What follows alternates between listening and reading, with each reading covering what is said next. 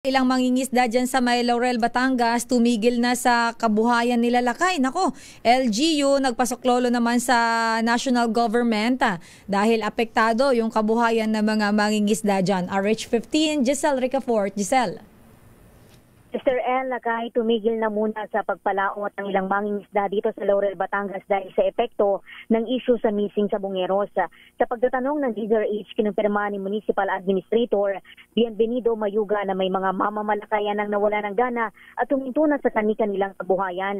Kinakalapaan niya ng lokal na pamahalaan kung gaano karami ang tumigil sa pangingisda pero nasa 500 na marginalized o maliliit na mangingisda sa kanilang bayan.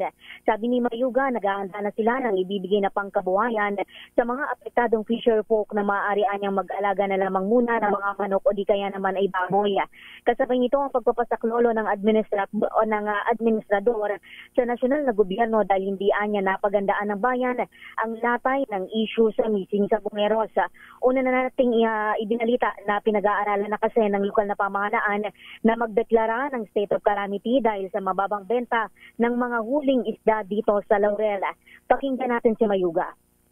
Kasi unexpected po ang nangyaring ito. Mostly ang aming budget ay nakalaan para sa bulkan, baha, itong sa economic na pagbaba na ganito ay hindi po natin ito napaghandaan. Kaya patuloy po na mananawagan ang lokal na pamahalaan sa ating national government, especially sa Departamento po ng Agrikultura upang tayo po'y matulungan. Sa ngayon lakay, hindi pa nagsisimula yung pang-8 araw sana ng diving operation ng Philippine Coast Guard dito sa Lawan ng Taal dahil sa may kalakasang buhos ngayon ng ulan. Pero nagka-standby na yung mga technical o yung technical diving dito sa himpilan ng Coast Guard District Southern Tagalog. Ito si Giselle Ricafort para sa Leader. Malakas pa ulan dyan, Giselle? Tuloy-tuloy ang ulan?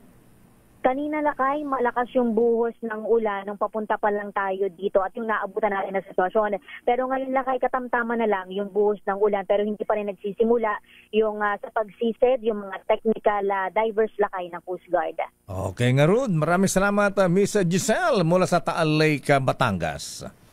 Salamat lakay, balik sa inyo Sister L.